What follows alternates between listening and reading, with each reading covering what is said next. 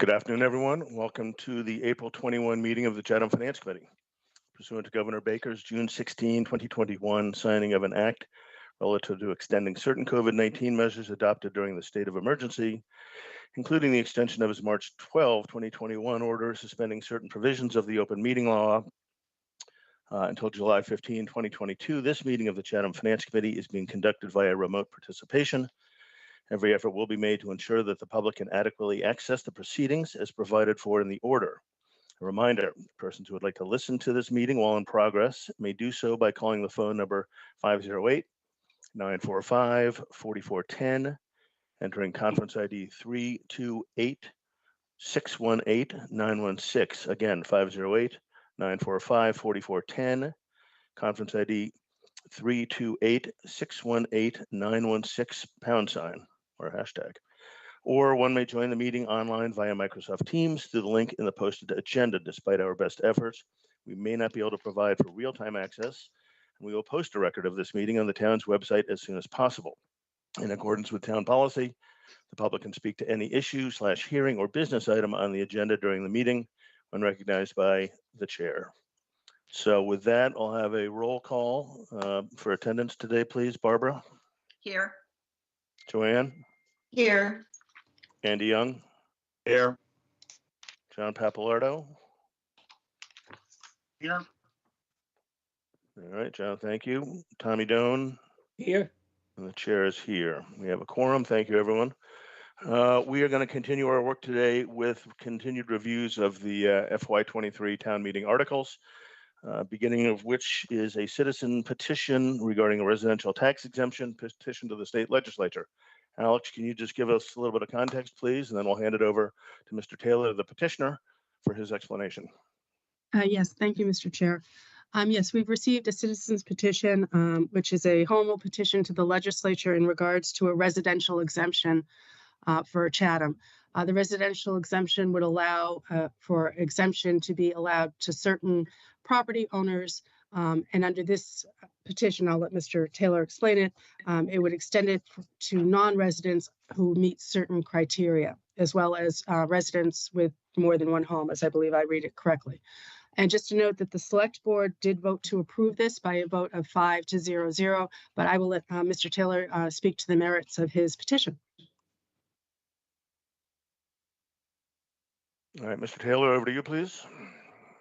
Mr. Chairman, members of the committee, as Alex just told you, when I came before the Board of Selectmen, their vote to support and endorse this petition was unanimous. I would explain, first of all, it's not simply an issue of presenting the home rule petition for the purpose of enacting the residential exemption. It is that law amended, and it's important to note that it is that law amended because it is not simply a question of getting the town of Chatham to adopt the residential exemption. It's an attempt to address two serious issues in the town that your committee, prior finance committees, and boards of selectmen, since I can remember, have been trying to address. And though that the issues that I'm talking about have frequently been lumped into one single thing, and that's called affordable housing. And I say that that's a single lump because I disagree with that concept. It's not a single lump.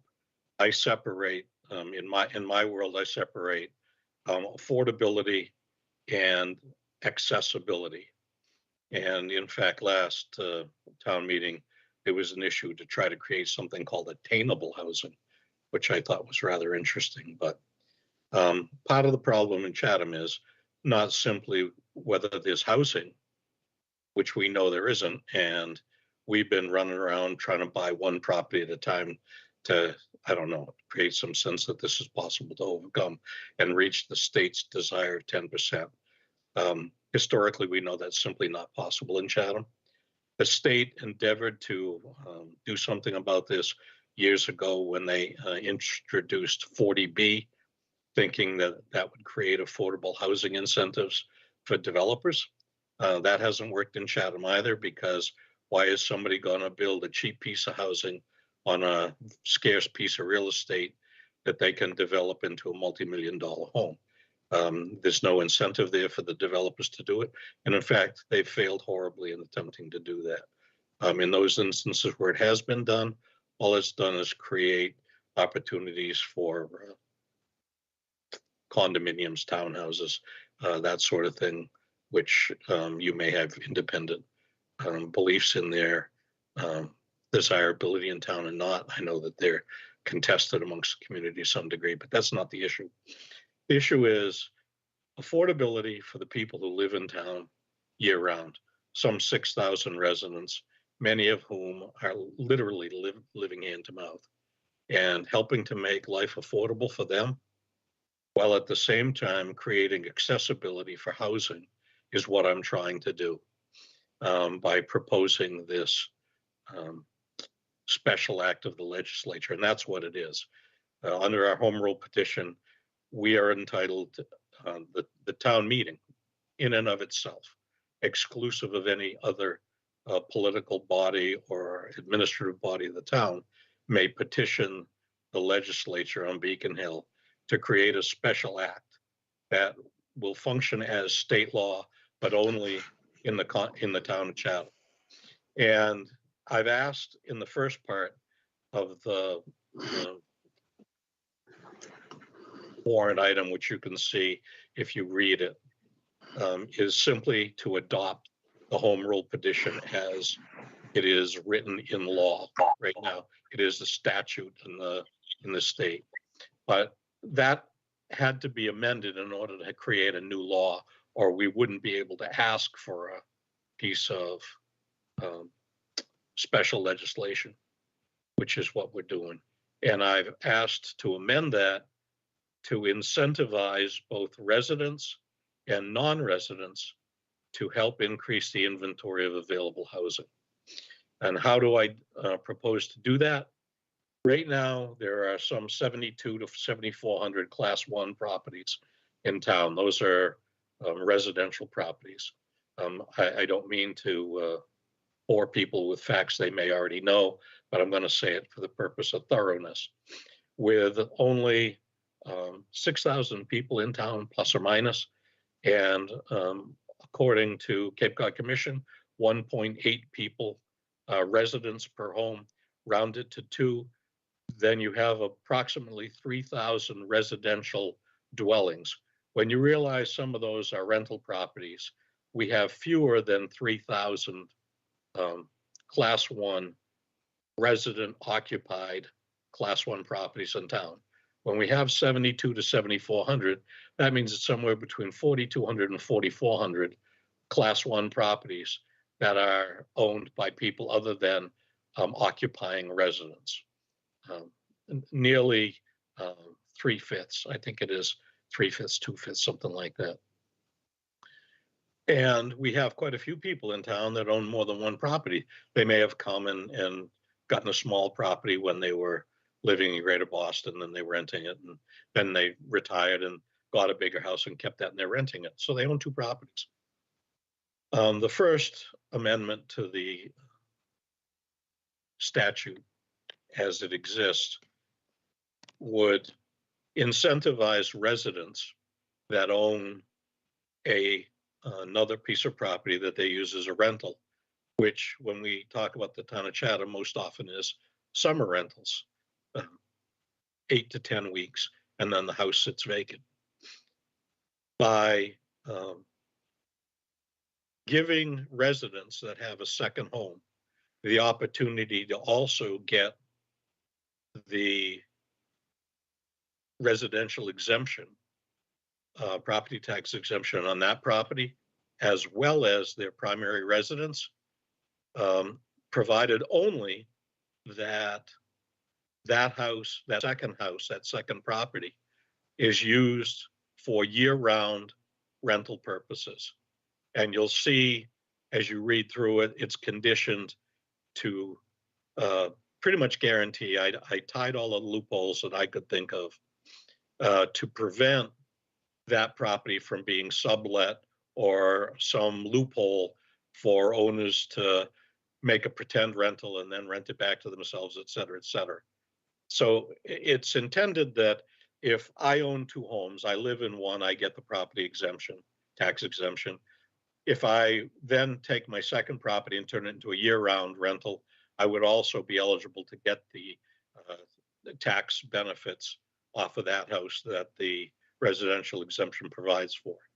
I didn't stop there, though. I went to non-residents and I said, if you're a non-resident and you have class 1 property in this town and you wish to rent one piece, you may own 4 or 5 class 1 properties, but you as a non-resident may also avail yourself of the residential exemption for one piece of class 1 property. I was at Cumberland Farms filling up with gas a couple of months ago and got chatting with a fellow out of state plates. And he told me that he had bought 4 rental properties in the town of Chatham. He didn't live here. He didn't intend to live here. He had those properties under management by one of the local real estate companies. And he was down looking to buy another one because he couldn't believe his good luck of how he could get in and secure rising interest rates, uncertain markets, all of the things that we know commercial property provides for benefits for people that have enough money to do it. And one of the biggest problems that has been facing Chatham forever is this monetary incentive to wealthy investors to buy up property. And in his instance, I thought, well, okay, guy's got 4, looking for more, wants to, and he has them rented as summer properties. Well, maybe to save himself a little bit of money, he'll take one of those and take it off the summer market and put it as a year-round rental. And with just 5%, if we could just get 5% of the non-resident class 1 property owners to take their property and turn it into year-round rentals, we would increase our rental inventory by 200 or 300 properties. And when we speak of summer rentals, we're usually talking 2-3 bedroom houses, houses that are opportunities for the people we say we would like to have be in Chatham, young families, people that want a 2 or 3 bedroom house. And with what's going on with interest rates climbing, property market where it's gone, inflation doing what it's doing, we're not looking at moving into better circumstances. The problems that we've had in Chatham with affordability and accessibility is only going to be exacerbated under the current financial conditions. And I know that there are enough of you folks on the board that understand the economics of this that I won't belabor that point. But I think it's past time that we looked at this from the point of view of both affordability and accessibility. And that's what this request for the taxpayers and voters to consider passing a town meeting would do. I would add that prior to submitting the petitioned article, I did quite a lot of research, and part of that I asked for a meeting with Julian Sear and Sarah Peak. And I had a Zoom meeting with each of them and their chiefs of staff that went on for some period of time. Neither of them endorsed because they do not simply because they liked it or disliked it.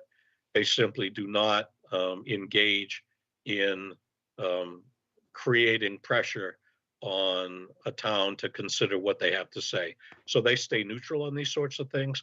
But I will tell you that Sarah Peak and Julian both said the same thing to me, because my concern was, one, how does this play when it gets to Beacon Hill? Are we spinning our wheels? Is there something that can be done ahead of time to do a better job of getting this presented? in a package that would be more palatable to them. And both Sarah and Julian, Sarah's been around a long time. Sarah said to me, she said that she believed that there is an quote unquote enormous appetite for this sort of thing on Beacon Hill, and believed that if this could get up there, that it might very well become a template for Barnstable County and the islands, where we've had this continuing problem of accessibility and affordability. So I'll leave it at that. And if anybody has specific questions that I can answer, I'll be happy to try to do that. Again, my motives are to help with affordability for the people who live here, limited financial means, fixed income people, and young families that are trying to make it, as well as increase the availability of houses that we hope would create opportunities for more people to live in the town of Chatham. That would help with the vibrancy of this town on an ongoing basis. Thank you. Very good. Thank you, Mr. Taylor. Let's open it now, please, if we could, to members of the committee for questions. Unless Alex, there's anything you'd like to add kind of as a footnote to what Mr. Taylor just ran through? No, I'll listen to what the committee has and weigh in afterwards if needed. Okay, very good. Thank you. Andy, your hand is up, please. Thanks. I'm trying to make sure I understand how this would work. One of the parts of the calculation that you made, Alex, for the break-even property was there was some uncertainty around the leased numbers. In other words, those properties that are leased and tried to qualify under this exemption. You have it as a footnote in your, I think it's in your comment. It's either your comment or the town manager's comment. Yeah, that was actually from the assessor's office. And again, excuse me, we don't have the number of leases, so these are just the residential parcels. Right. Because we don't get copies of all those. So some of those, people who rent year round are able to vote. They're considered residents, but they are leased properties. So again, it was a hard way to include that. Okay, but that would then drop the amount of the break-even parcel below the 2,592,000 that's in the write-up. It probably would. I'm not sure on that. I can check on that and get back to you at a later date, but I know the assessor is out right now. Right, but just, I mean, it appears to, you have it, the calculation is. Right, if the leased properties are included, it would probably drop that because those probably would not be, yeah, it probably would, or stay rather even, I'm not sure. Well, I mean, if the calculation is residential value total. Yep. Which is, I can't believe is 8 billion, but wow. It is. Divided by the number of eligible residential properties equals the break-even point. If you add the number of residential properties, right, because they qualify in the way in which they've been leased, then presumably the break-even number would begin to decrease. Right, correct. Okay. Right. All right. The other thing I wanted to try to make sure I understood was there was some consideration about review of the stipulations will require the town to review documents to ensure compliance under the special act. The health department and/or community development department may need to hire additional staff to review the property for status. Was there any attempt to quantify any of that, or is it just a general feeling that this is, it's going to require some extra work? I think it's a general feeling because, again, we would have to make sure that if the properties are rented out year round, that the homeowner is complying with that in order to get the residential exemption allowed. I don't think it would add any staff to the assessing office. I think we would have to look at sort of a rental type of rental permit, either through one of the inspectional offices. Right. I mean, we've talked about, I should say the town has talked about inspecting rentals for a number of years. Right. Both because in some cases people were packing, 100 pounds of people into a 5-pound bag sort of thing. And it was just, a lot of abuse. but in this case, it would be for a different purpose. Interesting. Okay, Andy, just as a footnote to your question, I did speak with Katie Donovan yesterday about that very question to see if there was Yep. an assessment of what would be involved in the whole compliance regimen around this.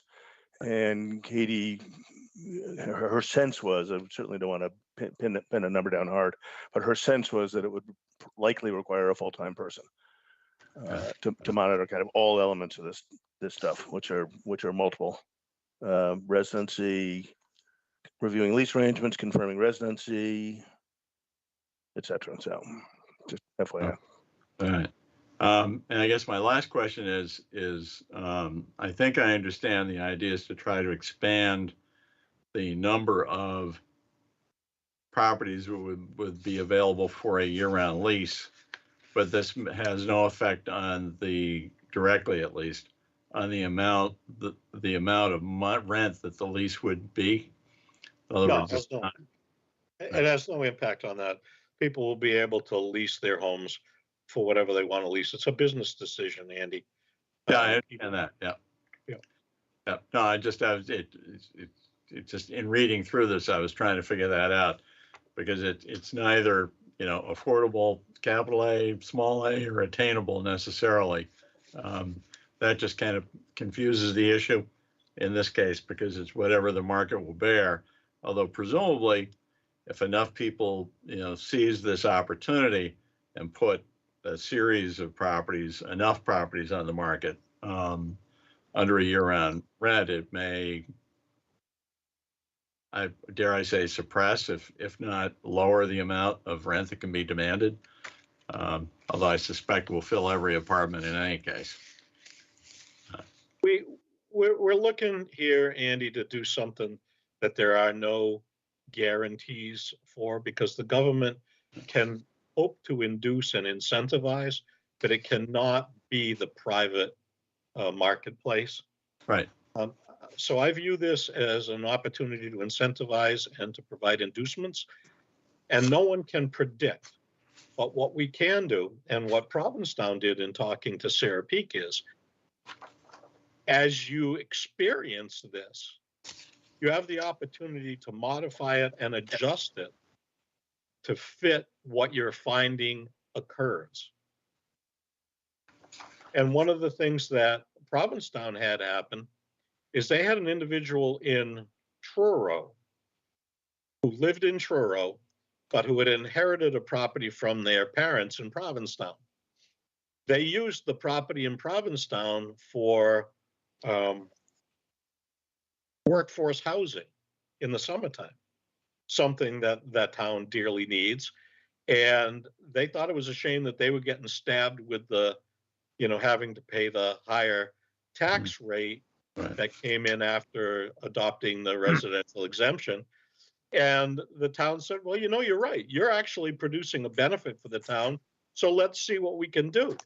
And they modified it to provide that opportunity. And now that individual, despite the fact that he is, and any other individuals that are also in similar circumstances, could avail themselves of what Provincetown did to modify the residential exemption after the fact. Yeah. Okay, no, thank you. That's my question for now.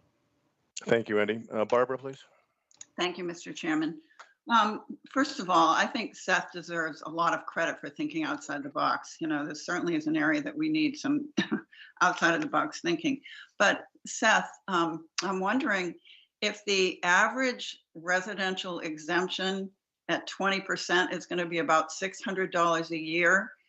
Is that really something that you think is going to incentivize people who can get thousands of dollars for summer rentals to go to a year-round basis? I'm not seeing how these numbers might work out realistically at all.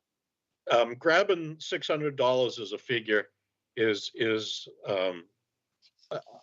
artificial at this point, simply because you have no idea how many people are going to apply, and what this will actually do to the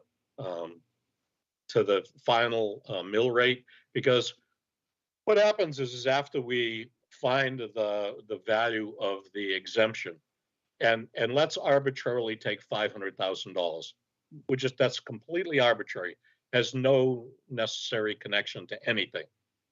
But we go to a property that is $750,000 home. First of all, most of the year-round people are not living in massive multi-million-dollar homes.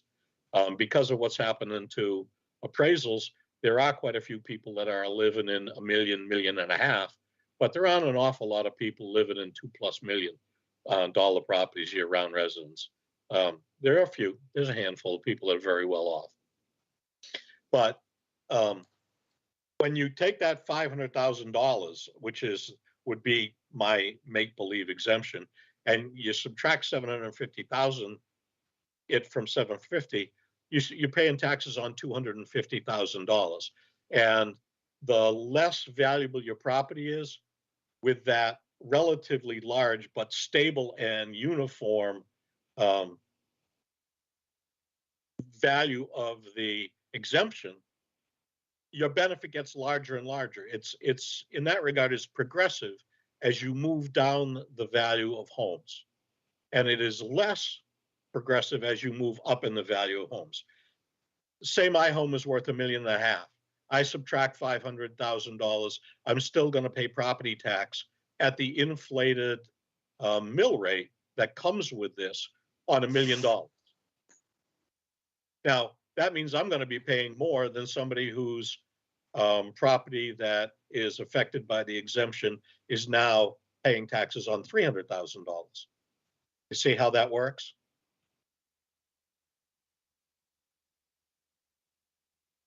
The exemption is a dollar value.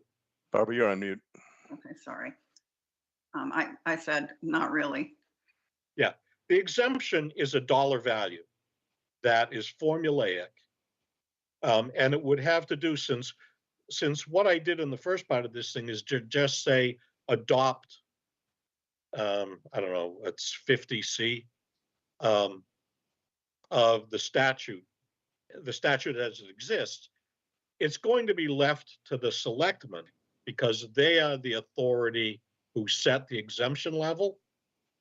Previously, I had suggested 20% as a starting point, but the statute actually provides for as much as 35%.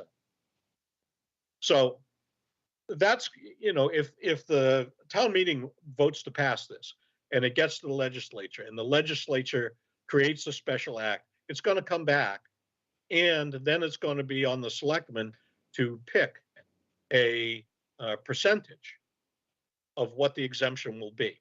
And again, I recommended 20 last time because I didn't want to scare people to death, and 20 had been the original figure. I think it's interesting to note that the legislature took 20% and bounced it to 35%. And there's one town that I think is the most comparable town in the Cape and Islands to Chatham, and that's Nantucket. Nantucket has had this, had adopted the residential exemption the minute it was available to them. And every time that the legislature has raised the percentage, they've raised the percentage too. I would note that the schools in Nantucket are full, and that their tax rate is, for the people who live there, is most agreeable. And you don't see people not trying to live in Nantucket. I think they're a very positive example as to how this thing works and how well it works for everyone. Thanks. I got a little confused in that calculation, Seth, if you'd bear with me a minute. I mean, I thought the way it worked was whatever your assessed value was, I think you picked 750, that the 20% exemption was 20% of 750. No, that's not how it works. Okay, then Not how it works. I'm asking. No, that's not how it works. There's a formula. First of all, it starts with the entire available base of individuals that apply for it and meet the criteria for the exemption. Once you have that pool, you have to look at what that total dollar value is to create the exemption.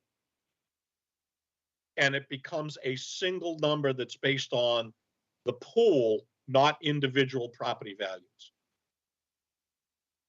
Seth is correct. It's in the example that was provided in the packet, it was $209,340. That would be applied to the value of anyone who qualified for the exemption. That would be reduced from your value, and then you would be taxed on that lesser value. Does that help explain it? So it was only coincidental that that was very close to 20% of the $1,046,000. That was a coincidence. Yeah. That's just the way the numbers were that played out. Yeah, And okay. it is, Andy, coincidental. So Alex, I'm sorry, just to be clear though, the 209 is a fixed number that comes off the top of everybody, or it's That's correct. the 20. Okay, so it's not everybody gets 20% off. Right. Right. So it's a fixed number that comes off of any. So if your house was valued at 500,000, you would be assessed at, just under 300,000 was what your tax rate would be based upon. If you were larger than that, and we used the 1,046,000 because that was the average value. So that's why it's coming so close to that number, because it is the average value of all the properties in town. Okay, thank you. Another thing that's important to note, and I appreciate you having come up with that question, Andy, because I've been looking at this stuff for such a long time that it just makes sense to me. But there's another point of confusion to some people. They seem to think that their property becomes devalued. That is not the case. The valuation of your property remains unchanged. If your assessed value is $1 million, your assessed value remains $1 million. And all it is this dollar figure that becomes a component of the formula after we figure out who's going to apply and what that dollar figure is. We just simply reduce your liability by that much. Now, when you reduce the pool's liability by that much, we still have to pay, I don't know, what are we at, 50 million a year right now to run the town, Alex? The amount raised through taxation is about 32 million. Yeah, but the total, the 32 million. The total amount raised is 50 something, yes. 32 million that we got to reach through taxation. Right. Okay. So 32 million is the nut we have to pay no matter what. After we reduce the pool's liability by subtracting whatever the figure is away from all of those individuals' assessed values, you have now lowered the total available fund at say $5, which our current mill rate would be, something like that. So what you have to do is you now have to recompute a mill rate that is applied to everyone evenly. Both the people that get the exemption and the people that don't get the exemption have the same exact mill rate applied, but that mill rate is inflated because we have to collect that extra money that we reduced by granting the benefit of the exemption to the residential property owners. I hope that doesn't overly confuse people. Okay, all set, Andy? Yeah, no, that more than answers that. I appreciate it. Thank you. All right, thank you, Andy. John Papalardo, please. Thank you, Seth. So that was helpful to go through that conversation, because I like Andy kind of was looking at the numbers and in my head thought that 209 is roughly 20% of the $1 million example. So it was helpful to hear how it would function should it pass. The cutoff for qualifying for the exemption in the example is, I think it's $2.6 million. So anything above that wouldn't be qualified for the exemption. Is that right? And does that number move? Again, John, that's formulaic, and Alex has done the best she can quickly with rough numbers that I don't think you should take to the bank. Because at the end of the day, what has to happen is we have to find out what the pool is of applicants that qualify, and find out what the real figures are. That will create the point at which below that assessed value, there will be no benefit accrued. And I can tell you just my guess when I just looked at the numbers of the assessments and valuations in the town, I was looking at about 2.8 million. So if Alex says 2.3 million, I'm okay with that. It's going to be over $2 million of assessed value, below which you're going to get some benefit. And again, the less valuable your property is, as you move down from $2 million, the greater your benefit is going to be. And conversely, the higher, I mean, the closer to that break-even point, as you move up, the more expensive it is going to be. Alex, do you want to jump in here? I see your hands up. Yes, I just wanted to add to that. Yeah, the break-even point right now, when we calculate it, and as Seth explained, it will change every year based on the entire value of the town and everything. But it's about 2.592,000. That's the break-even point. So because the new tax rate would be higher, the taxes on a home at the break-even point would be $12,083 with the exemption, because they have the exemption again applied to their property. And once the exemption is applied, then the mill rate is calculated. So that provides for a $12,083 tax bill. At the current You don't tax mean rate, 12 billion. 12,000, I think. You mean, 12,000. You don't mean 12 billion, Alex. $12,083. At the old tax rate of $462, the tax due on that would be $11,977. So the break-even point is about $100 more that they would pay, and that was just due to rounding. So that was the example that I looked at. And again, the exemption is applied to every single property if you apply, no matter what the value is. So Can I have one Alex, I follow-up, think. Mr. Chairman? Sorry, John. Go ahead, please. I'm sorry. Just one last follow-up, if I No, might. please. So a residential homeowner would need to apply for the exemption, or is the exemption automatically available? You have to apply. Apply every year. Every year. Every year. Is that the way it's done in every other town? Yes. Yes. Is that a requirement? Or Yes. Why couldn't you just automatically get it? Because we need to know that people are residents. We do have people who this might be their primary residence in the United States, but they only live here 1 month a year. So they would not qualify because it's not their primary residence. Their primary residence is elsewhere. Property transfers because of death, sale, all sorts of reasons, Yeah. sorts of reasons. Hey, you got to go get a dump sticker every year, John. Yeah, I guess you're right. I don't have to apply to get a tax bill every year, though. Well, how about that? That's because they're taking your money. They're not giving you a break on it.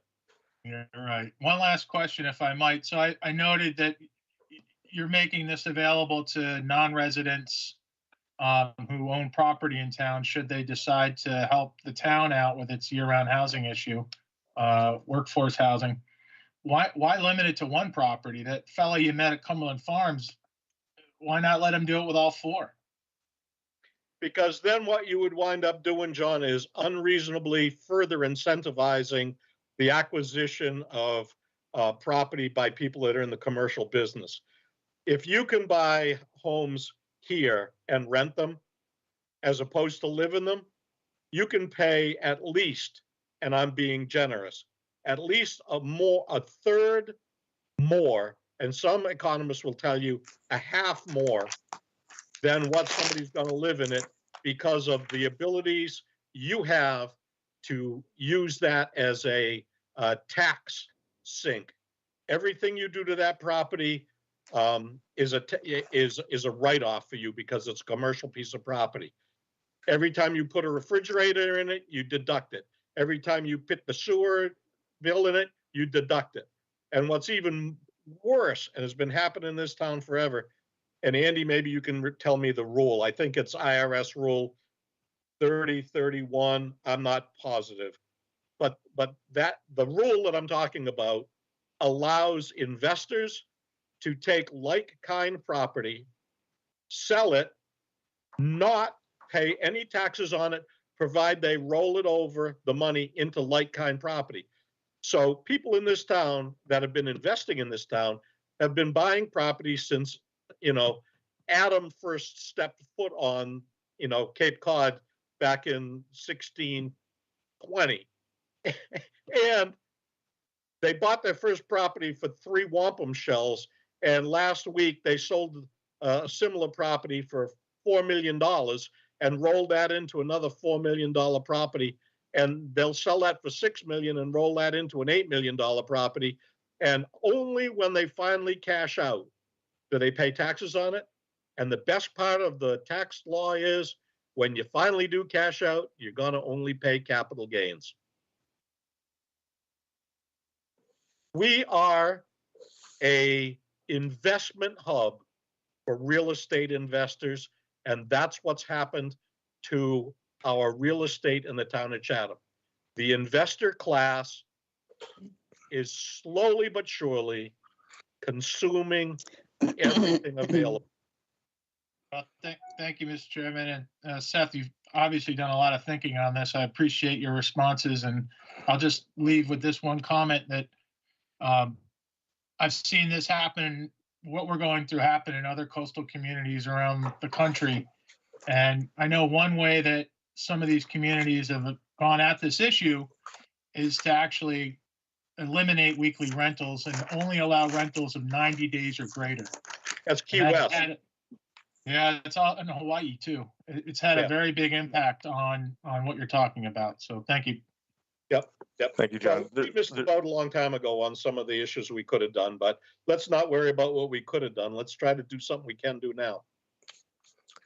Thank you, Seth. We do have a couple of hands up, but before I turn to Barbara, I just wanted to make a comment on the conversation that Alex had edified us on around the break even. Just to be clear that above the break even, a resident will see a tax increase, regardless of what their status is. They'll see that their cash dollar tax bill go up above the break even. Barbara, your hand was up next, I think, please. Yes, thank you, Mr. Chairman. So Seth, I just want to make sure that I understand this, speaking to the lowest common denominator here. So every single property owner in Chatham is going to have their tax bills increased, but annually, if you are a primary resident, a primary homeowner, you can apply for the exemption. And if you rent your property out to a year-round person, you apply for the exemption and you get it, correct? No. You got the cart before the horse, Barbara. Your taxes are not all, everybody's taxes aren't increased.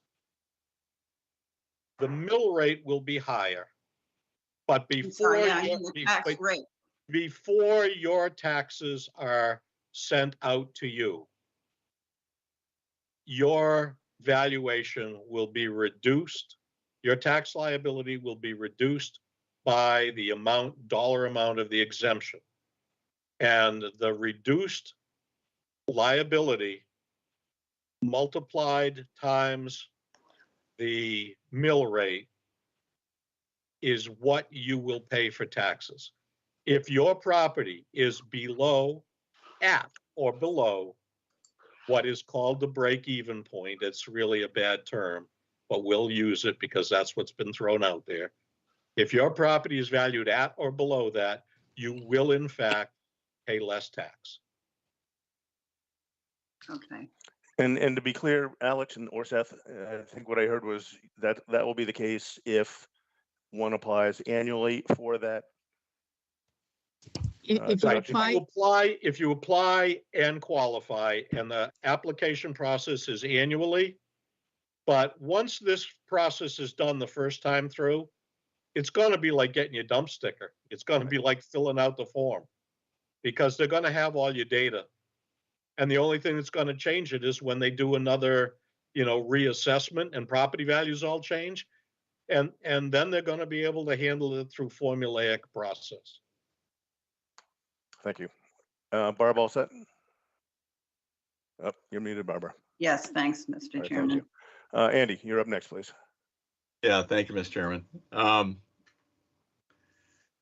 guess a question for Alex. Do we have a sense of how many qualifying residential properties there might be with a value more than $2.6 million?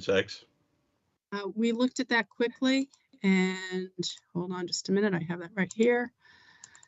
It looks like there are 536 break-even property above the break-even point, but we do not know how many of those are residential or non-residential, but they're all above the break-even point, 536 properties. Okay, right. Which I is just- Now, I would note, 17%, Andy, Andy. 536 properties out of somewhere between 72 and 7,400. Okay, but I guess my observation that comes from that is, for folks who are land rich and cash poor, meaning they may have acquired property in Chatham quite a few years ago, their property real estate taxes will increase more than ever, I guess is the question, right? Because they won't qualify, they will be above what we're now calling the break-even point, even though they may be residents of Chatham and presumably have been residents for quite a while, but who knows? That would be correct, Okay. right? Alex? Yeah, that's correct. I mean, we don't, There's no way to respond to that, Andy, Yeah, because I don't think that's right, Seth. I think that, yeah, Alex was about to, and she said that's accurate. Yeah. Right? I mean, No, some no, people's what I'm taxes saying under is the I don't under think the there's any scheme, way to some people's respond taxes to are going to go that. up.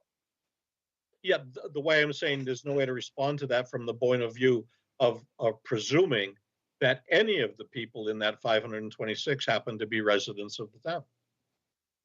I Right. mean, that's the presumption that Right. somebody in that mix is a cash-strapped local. And I don't think that's a fair presumption. That's all I'm saying. Yeah, it may not be, Yep, It fair may not. enough. but it also is, about as fair as saying that somebody who does benefit from the residential property exemption, in fact, may be cash strapped and would appreciate the change in their taxes. Well, Again, Andy, I can tell you right now that there is an individual who I will not name, whose family has been in town for generations, Native Americans, who cannot pay their taxes because they're living on a deceased husband's Social Security check. And if you drove by the house, I'm surprised somebody hasn't asked for it to be condemned. And what you say about the possibility of there being some land wealthy person in that 536 that's a resident of the town of Chatham, I'll concede that may be possible. But I can drive you around this town, Andy, right now, and I can point out houses that you could throw a cat through the wall on, of people that are just trying to make it. And I'm not going to be the person that qualifies one being more important than the other. I hate people to be stuck with an unreasonable tax burden, and that's not what this is trying to accomplish. This is trying not to do anything other than create affordability for the low end and greater accessibility for rental units in town. That's the sole purpose of this. Mr. Chairman, Andy, all set? Thank you. Joanne, please. You've been patient. Thank you for that. thank you. Thank you, Mr. Chairman. Can you hear me okay? Yes, we can, or at least I can. Uh,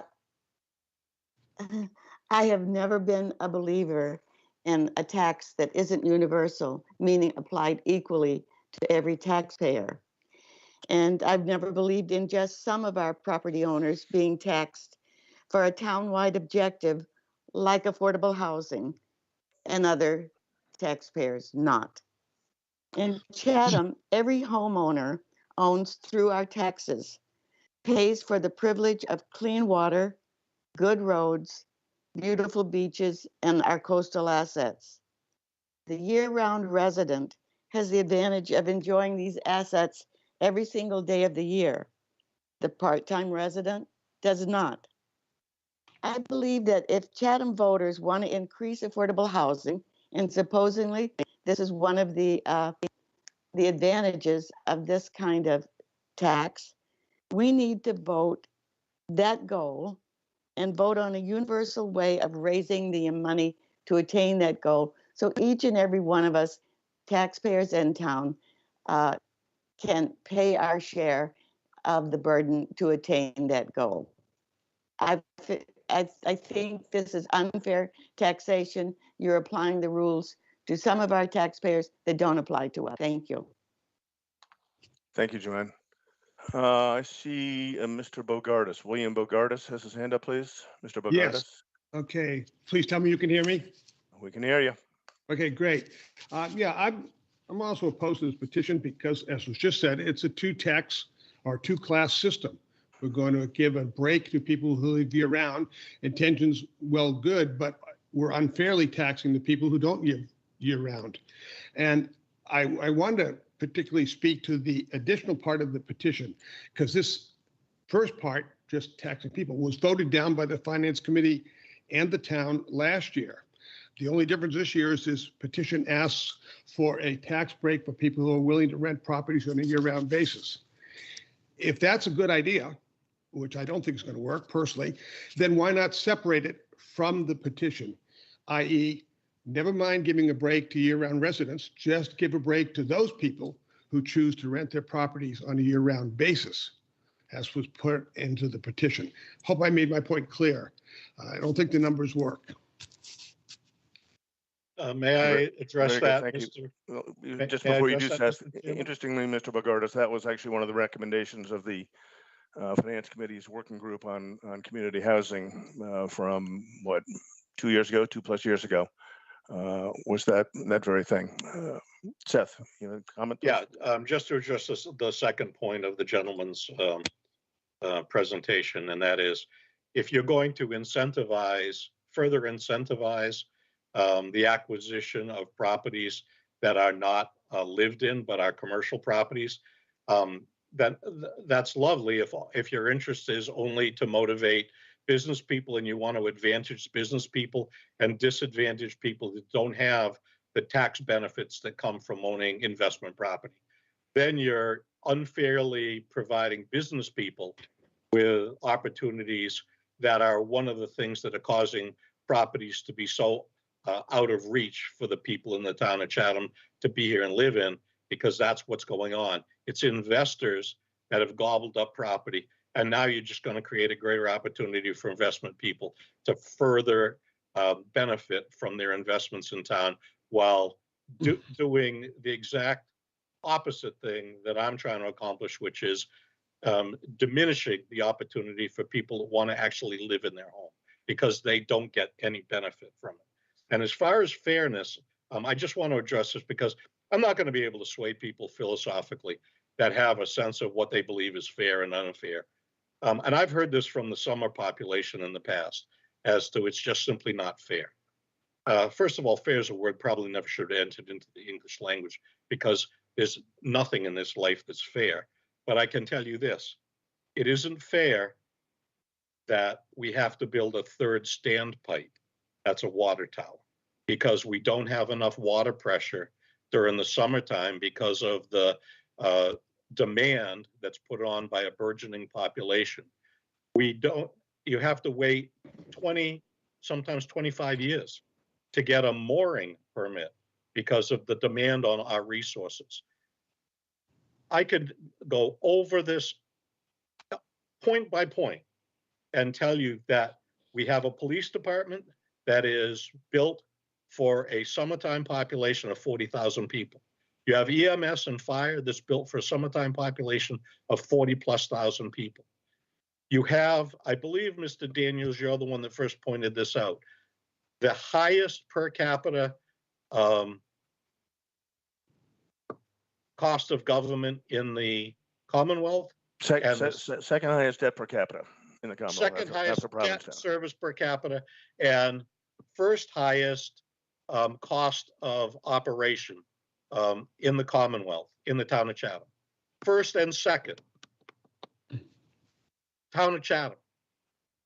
That's not fair if we want to talk about fair. And those costs come courtesy of the fact that we are so attractive as a summer destination. I'm not trying to say that's a bad thing.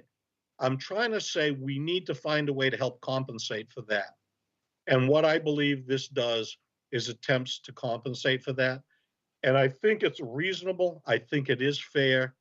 And I think that the opportunity to try it and see what happens I mean, nothing's cast in stone. You can undo the things that are done. Yes, things once they're done are much more difficult to undo. But I think simply, screaming into the east wind and saying there's really nothing we can do, throw our hands up in the air, I just think that's irresponsible. And, again, philosophically, I'm not going to solve people that believe that that there should be some, equitable distribution of taxes. There's no tax on earth that's equitable. Social Security is progressive. Right. Income taxes are progressive. There's, the Commonwealth of Massachusetts is the only state I know of that offers a flat 5% income tax rate. Every, and I mean every state in the Sun Belt offers residential exemptions.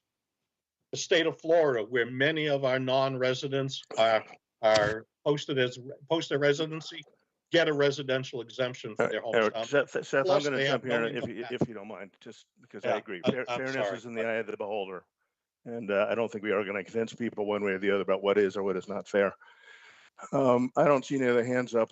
So unless there are other questions or inquiries from the members of the Finance Committee or the public for that matter, I guess from my perspective, as I listen to the conversation and think about the documents that were circulated, there clearly are two elements to this. The first element is, as was pointed out, essentially the residential tax exemption, which the Finance Committee's voted against twice, most recently last year. The second is this very interesting condition that Mr. Taylor has crafted to try to address the elements of the housing issue in the town of Chatham, and as he just suggested, also to provide some kind of recompense to us year-rounders for the increased cost of services in town that we have to bear because there are summer people who do show up. I'm skeptical of the economics of the latter. I honestly don't see how it works, notwithstanding whether the tax savings are $600 or $700 or $500. And speaking with the assessor's office yesterday, they offer that the average $1 million house is, as Seth said, sort of typically three bedrooms, could be 4 bedrooms, 2,000 square feet, maybe larger, obviously very location dependent. I am not an Airbnb expert, but in working through their filters, I located 27 3- and 4-bedroom houses for rent in the town of Chatham. Lowest price is $131 a night.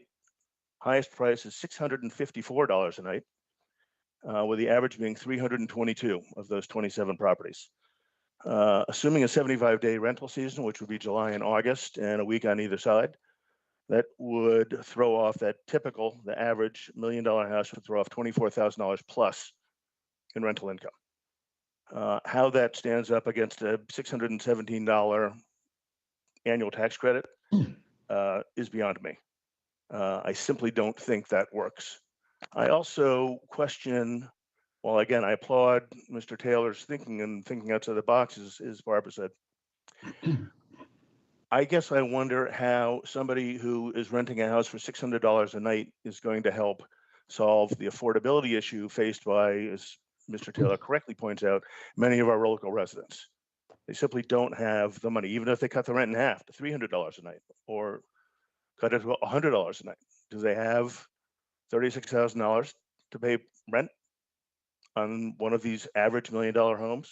I question that. So I think, as I consider this, I just don't see the mechanics of it working.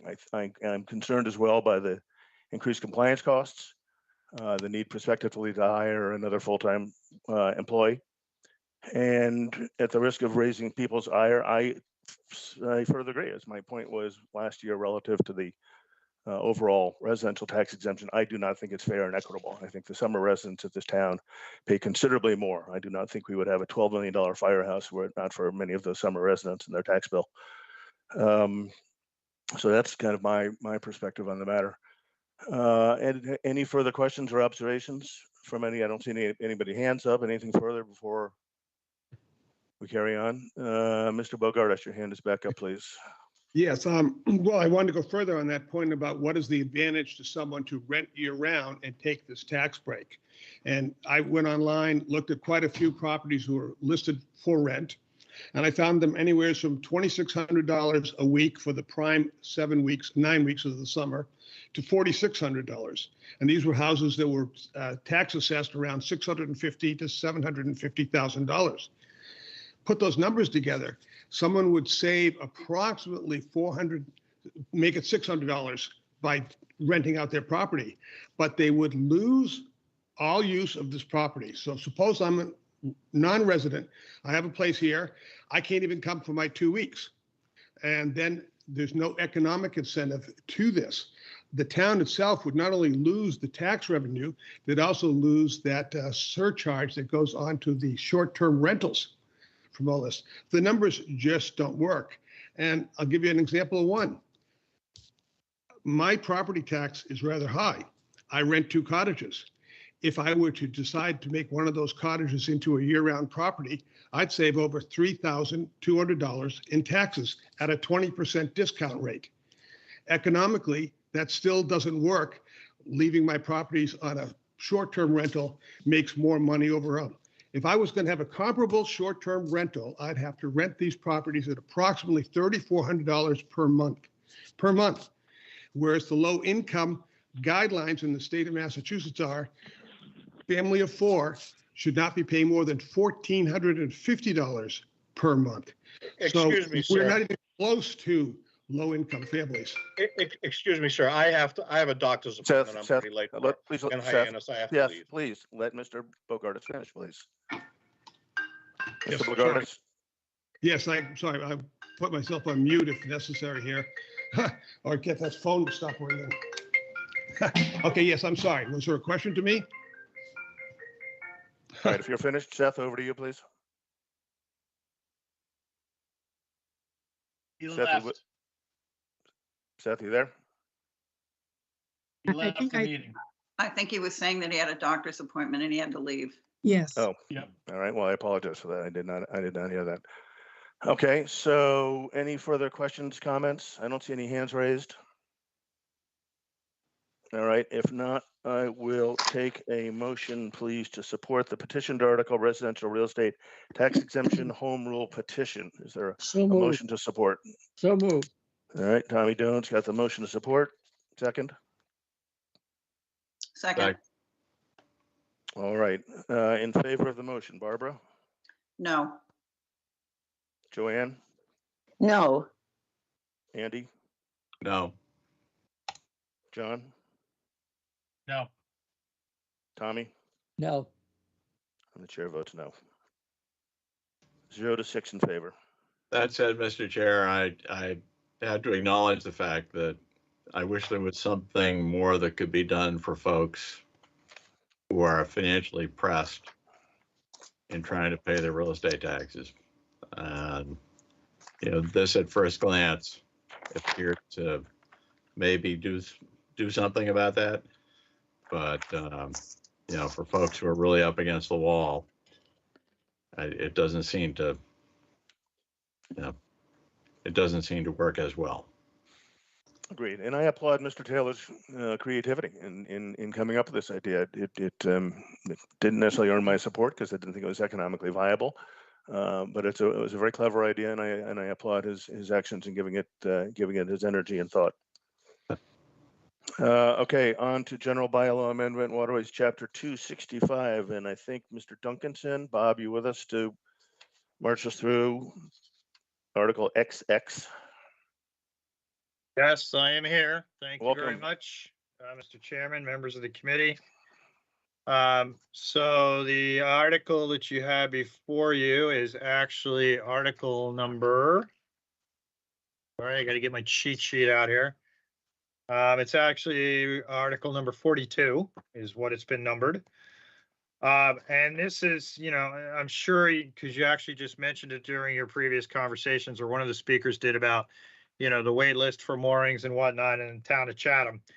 The Waterways Advisory Committee was tasked several years ago, upon completion of the changes to the waterways regulations, to then take a look at the waterways bylaw, which is a chapter within the general bylaws of the town, to try to make sure they were both in sync, to clear up any conflicts between the regulations and the bylaw, as well as provide an update to the bylaw. So the Waterways Committee worked basically over almost 3 years, with, a bit of a hiatus during the height of the COVID pandemic.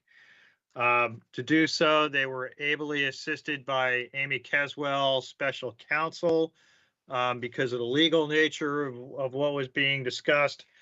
And after a number of fits and starts and presentations before the Board of Selectmen, they brought back the proposed changes to the waterways bylaw.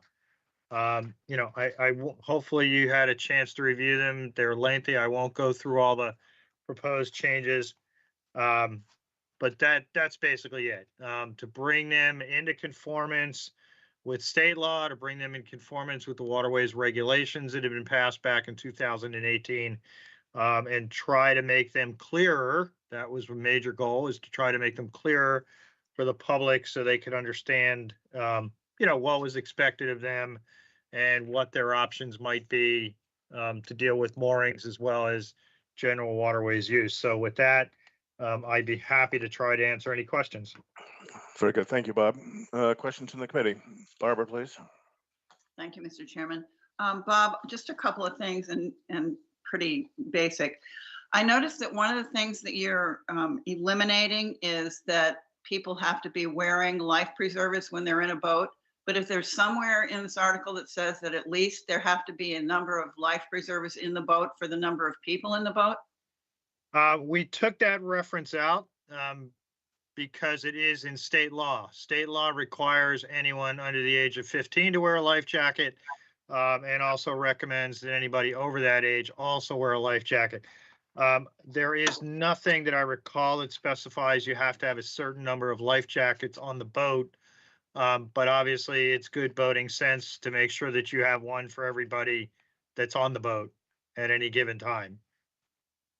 So we just didn't feel that it was necessary to say that. We're just eliminating that whole, The feeling was there were a number of things in the bylaw that are already encoded in state regulation, federal regulation, or in our waterways regulations.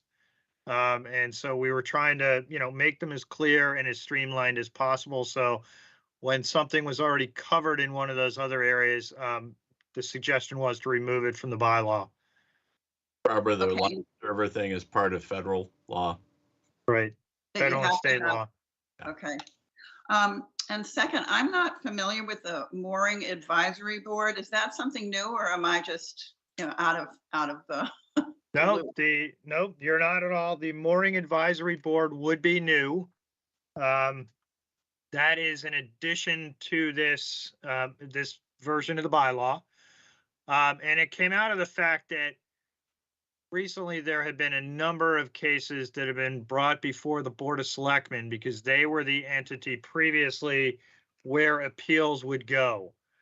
And there was a lot of discussion about the fact that, maybe the Board of Selectmen was not the appropriate place for mooring appeals to end up because of the fact that, they may not be knowledgeable about the waterways. They may be, you could have politics play a role potentially in a decision. So the determination was made to create this mooring advisory board to hear the local appeals as opposed to the Board of Selectmen. And as indicated in the definitions, the mooring advisory board would be the Waterways Advisory Committee along with at least one member of the select board. So that would be new upon the adoption of this bylaw. Thank you, Dr. Bob.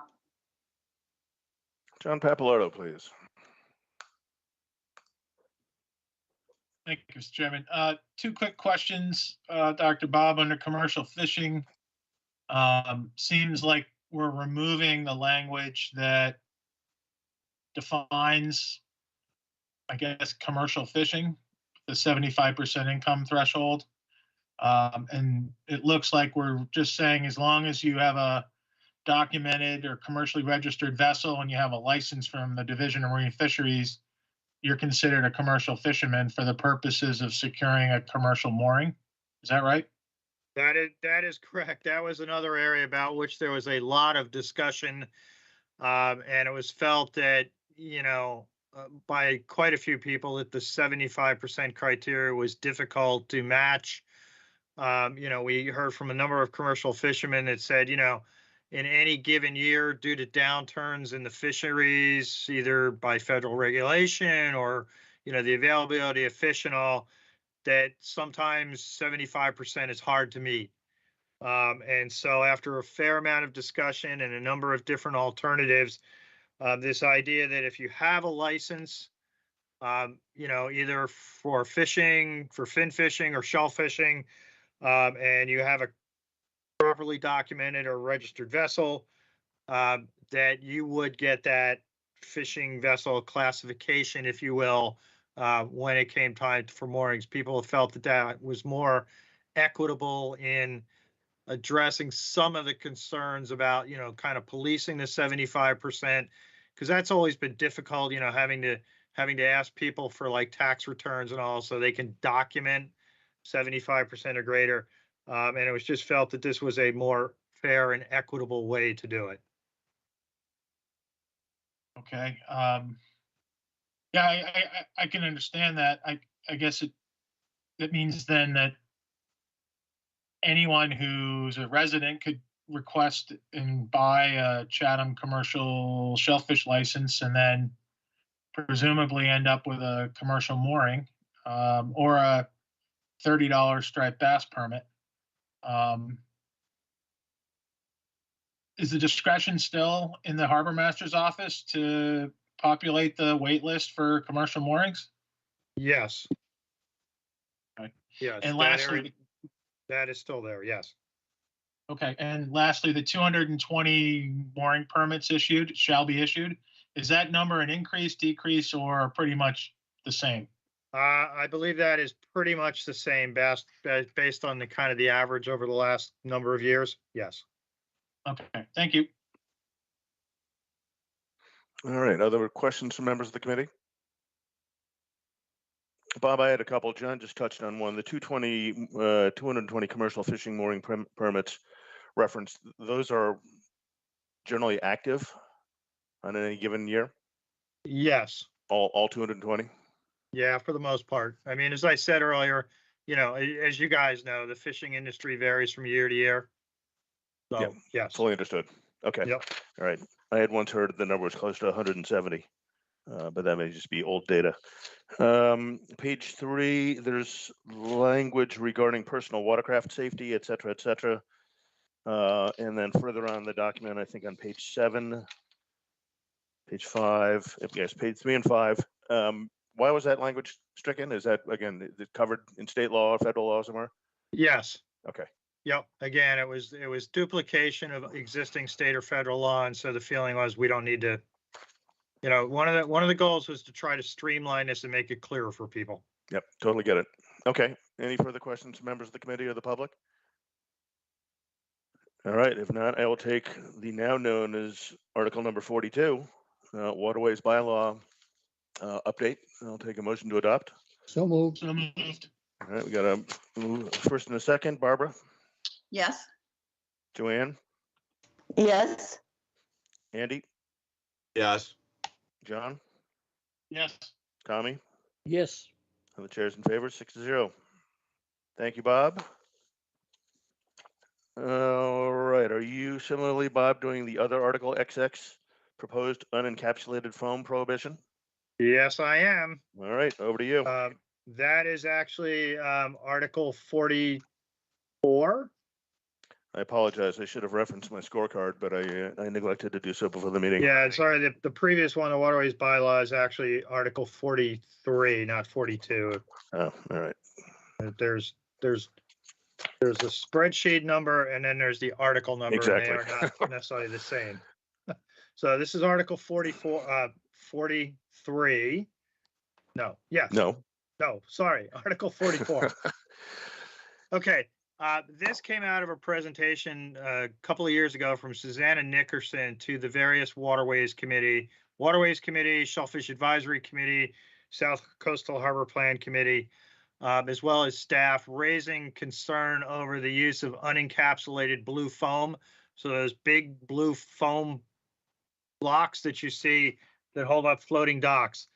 And it arose primarily because we had a couple of storms in that particular year, and a lot of it, ended up breaking up on the beach. And so there was a lot of blue foam pretty much everywhere. And then, subsequent to that, Ms. Nickerson's been very good at doing beach cleanups and whatnot, and has frequently documented, how much of this blue foam is out on our various beaches and waterways, as well as the fact that it also, it breaks up into visible chunk sizes, if you will.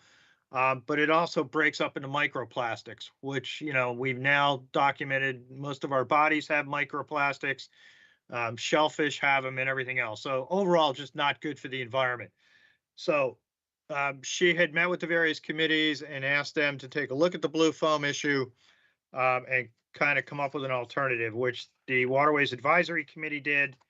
And originally it was going to be a change to the general bylaws, because we actually have a section in the general bylaw on polystyrene and expanded polystyrene that was adopted a number of years ago upon recommendation of the Board of Health, but primarily for the food service industry, polystyrene takeout containers and things like that. So originally we were going to put it there. It didn't quite fit there. We had some conversations with town council, and it was determined that it made more sense because it was a water-related issue to put it in the waterways bylaw.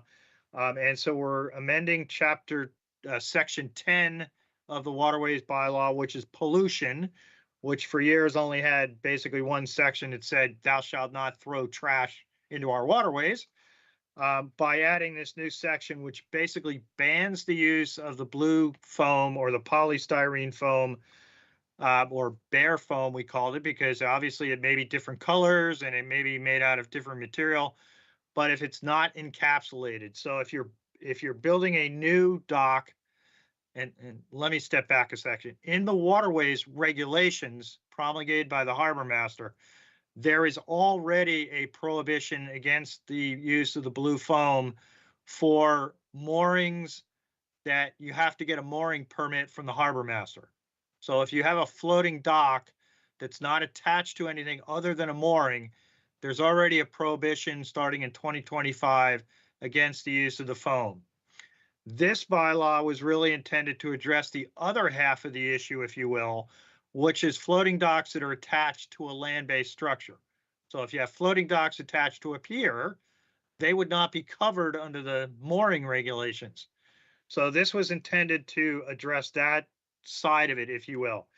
And it basically says the use of the bare foam is prohibited in all marine and fresh waters, because you can obviously have floats and docks in freshwater ponds as well.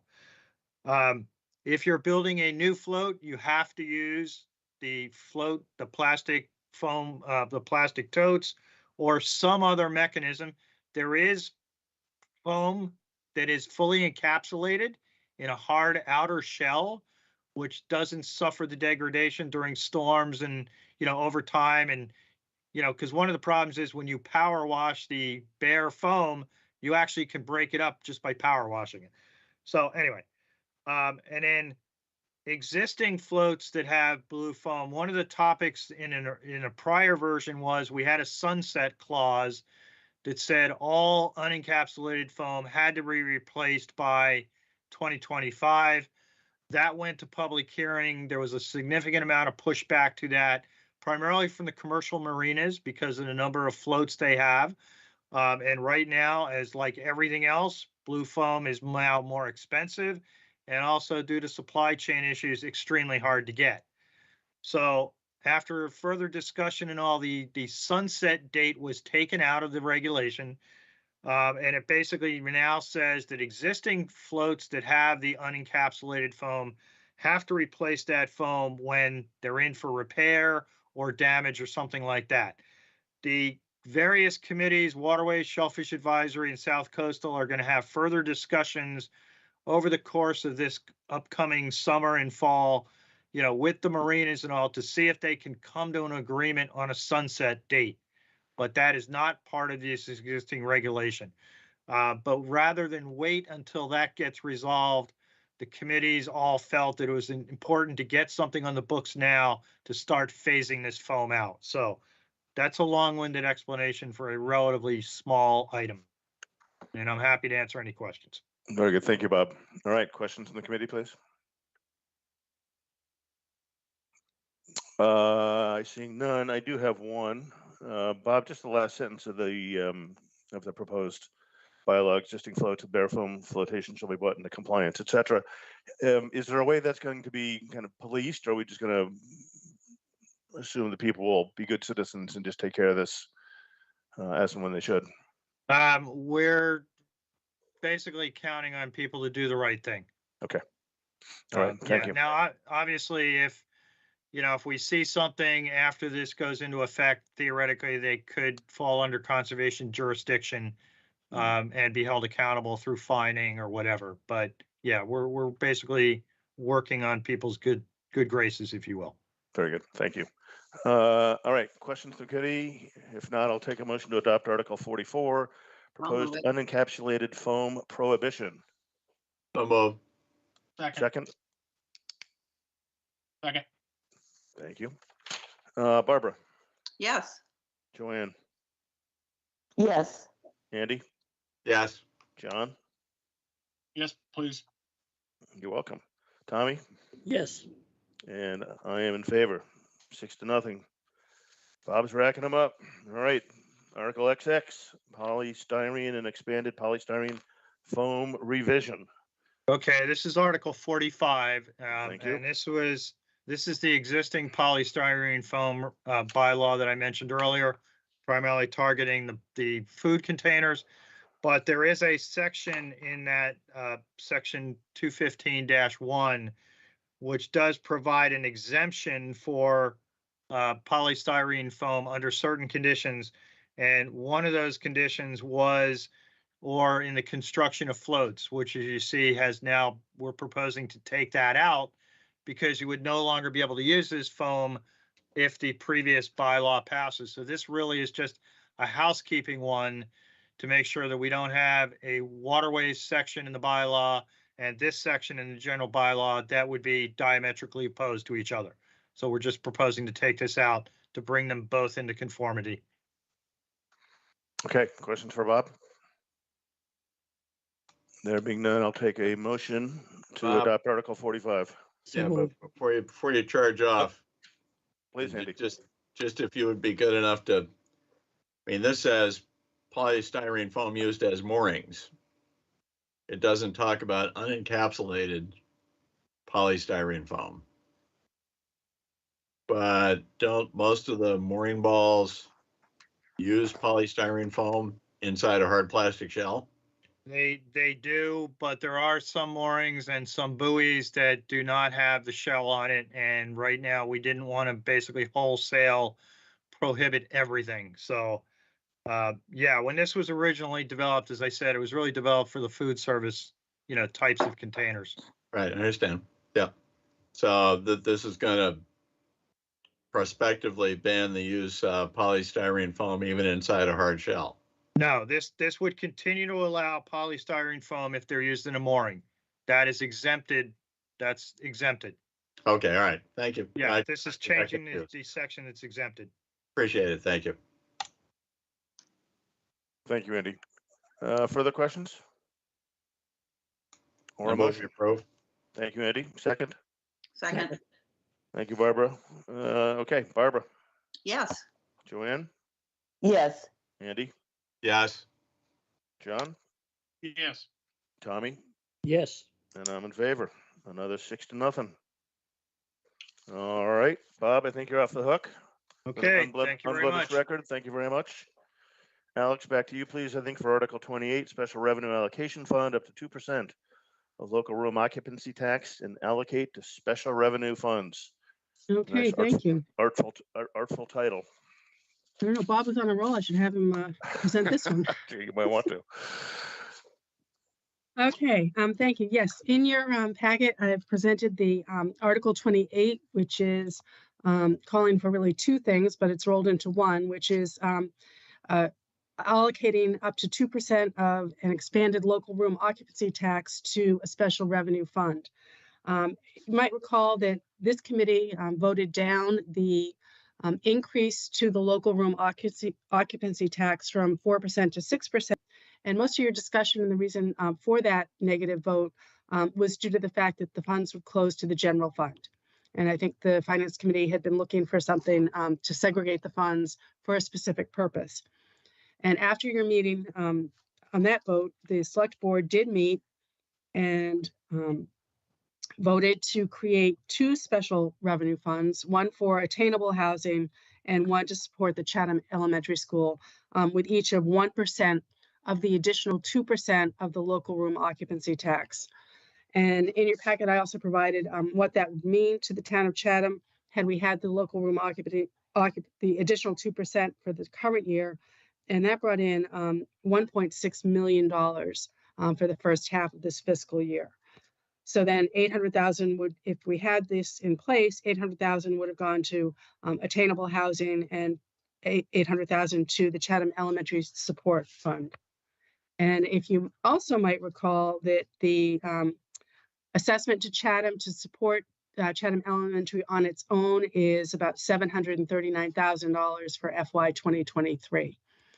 So I'm happy to answer any questions. I think this is, again, twofold. What it is doing is we're petitioning the general court to raise the short-term rental tax from 4% to 6%, with the 2% going into special revenue funds. So allocating that increase for special revenue funds. Thank you, Alex. Barbara, please. Thank you, Mr. Chairman. Alex, requesting the general court to authorize, that's a request that will definitely be granted, correct?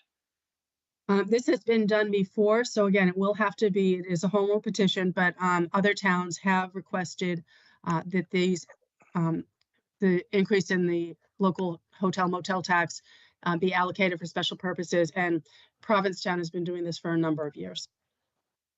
With a special designation of where it's going? Yeah, 35% to wastewater, another portion to the Visitor Service Board, another portion to a whole bunch of different things. So yeah, again, I don't see any issue with this having any hurdles in the general court, but again, you know, supporting the attainable housing and the increased support for our Chatham Elementary School is both, you know, to sustain the community. Should be a slam dunk. Okay, thanks, Alex. All right, further members of the committee? If not, I see that Selectman Castro has his hand up. So Dean, why don't we jump to you, please? Thank you, Mr. Chair. Alex, this article on its face doesn't call for a petition to the general court. So I'm somewhat confused as to why you're mentioning that, because that wasn't mentioned when we were discussing this. This is simply the allocation of the 2% increase. We can locally increase the tax from 4% to 2%. And there's another article that does that, I believe, which was sent by us to town meeting. It's on the warrant. All this does is call for the creation of two separate funds. So it's not a petition article to the general court. Although that's how the title reads in the first paragraph, Dean. If I might, Please, Alex. when we spoke to town council on this, they had suggested, town council suggested that we roll everything into one. It was the quickest and easiest way to do it. So that's why this is now presented as Article 28, and Article 29 is the just a straight accept Mass General Law, Chapter 64G, Section 3A, which does not require a petition to the general court. So Well, Dean is. I'm reading the attachment that you sent. Excuse me one sec. Let me just.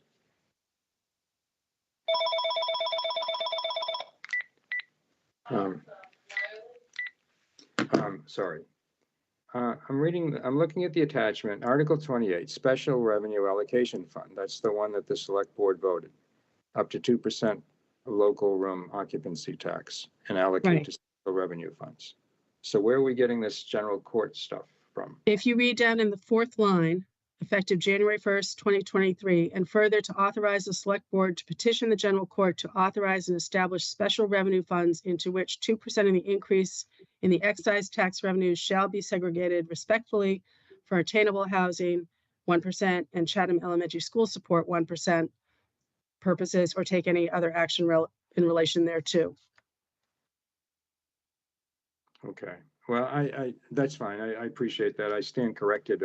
That really wasn't, I don't recall that coming up in the discussion at the select board. We were essentially talking about how we wanted to allocate the funds.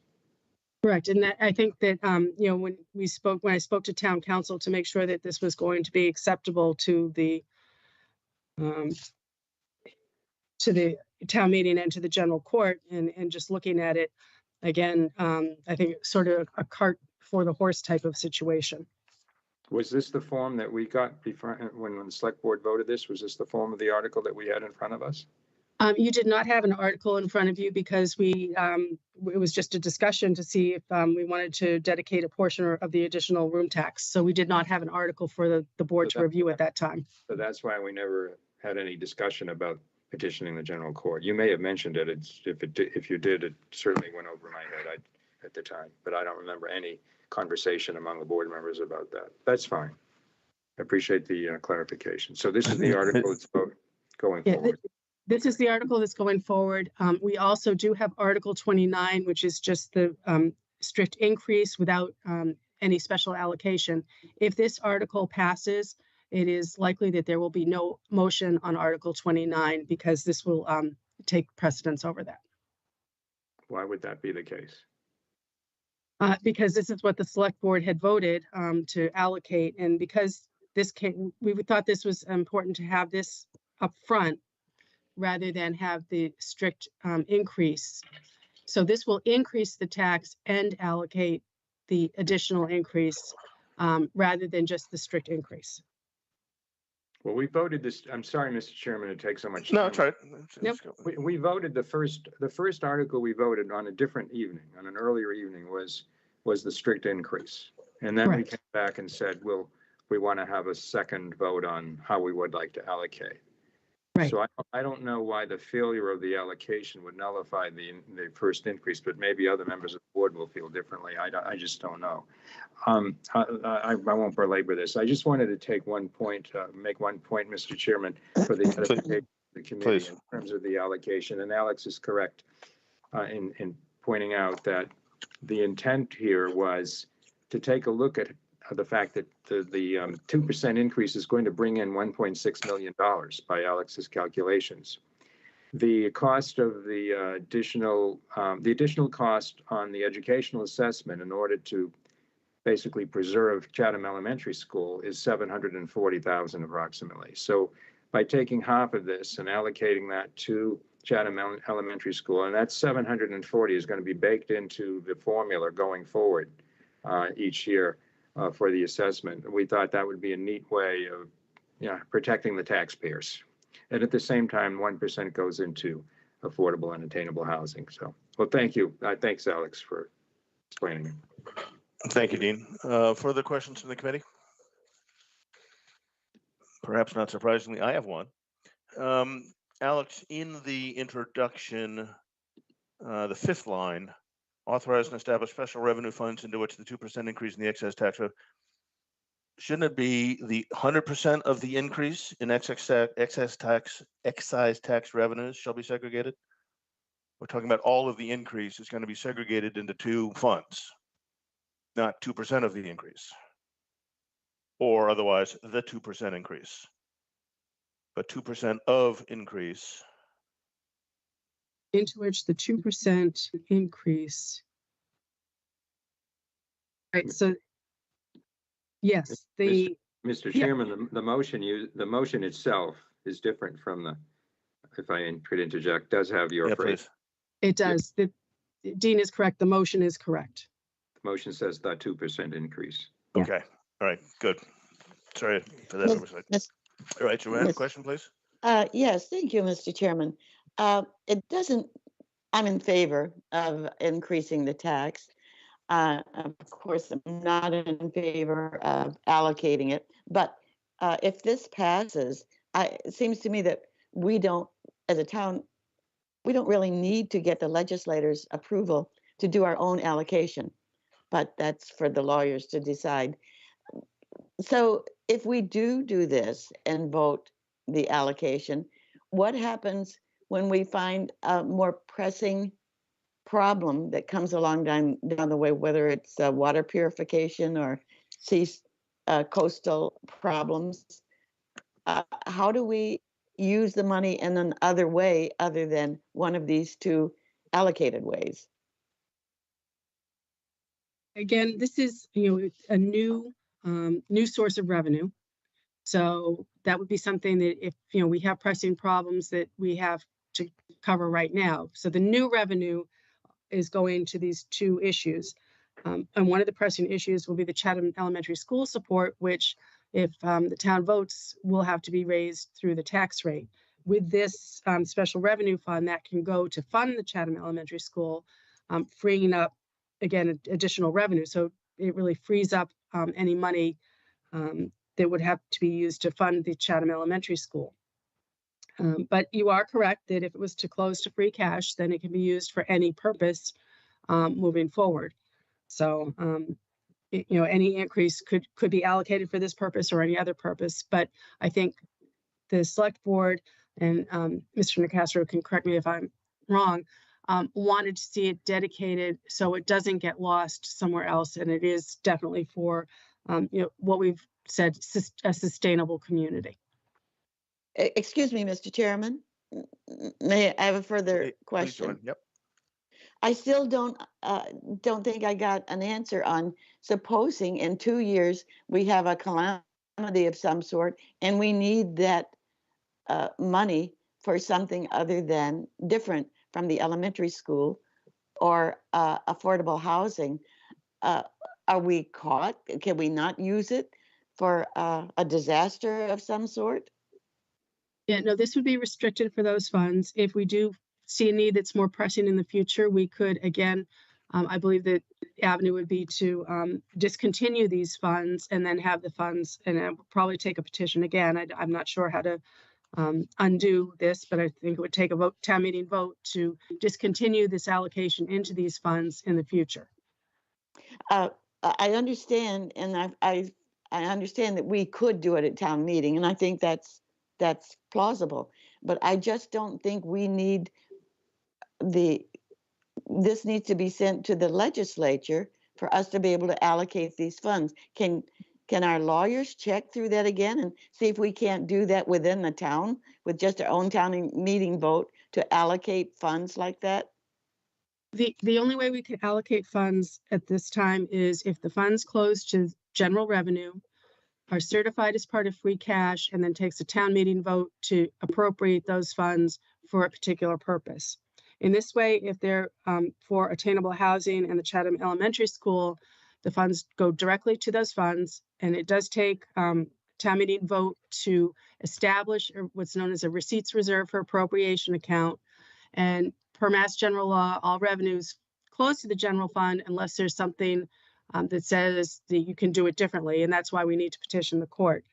And I just lost my thoughts. So, Me too. I don't get that.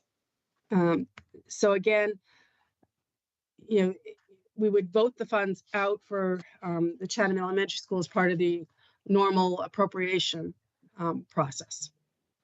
I think that's where I was. Thank you. Is you satisfied, Joanne? No, Mr. Chairman, but maybe Dean and Alex can have a talk with our town council and make sure that it's necessary for us to get the state legislature to approve our allocation. Yeah, I'm sorry, that was my point, and I can pull up his email right now if I can find it. Yeah, as I said earlier, this was the first time I've heard of this, but having to go to legislature. But perhaps, Alex, you could clarify what it would take to undo it if in the circumstances of a calamity that Joanne has posited. I'll look. Dean, while Alex looks up the email from Pat in order to get an answer to Joanne, I'm going to ask a question of you. Yeah. And and that is whether or not the select board considered any kind of a sunset. That ties in a bit to what Joanne's asking.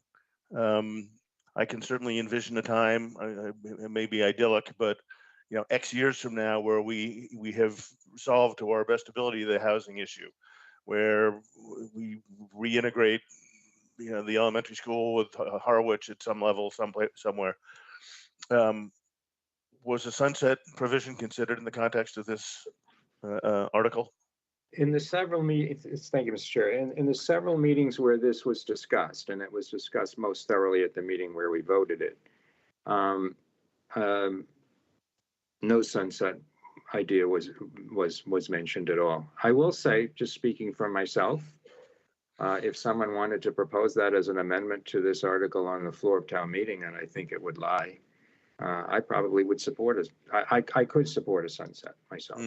Wanted to put, I don't know what it would be, 5 years. I don't know. It would be something. Yeah, it would just seem prudent to me, at least 5 years, 7 years or something, just to, again, take another look and make sure we're doing what we want to do, to Joanne's point. I suspect other members of the board would go along with that.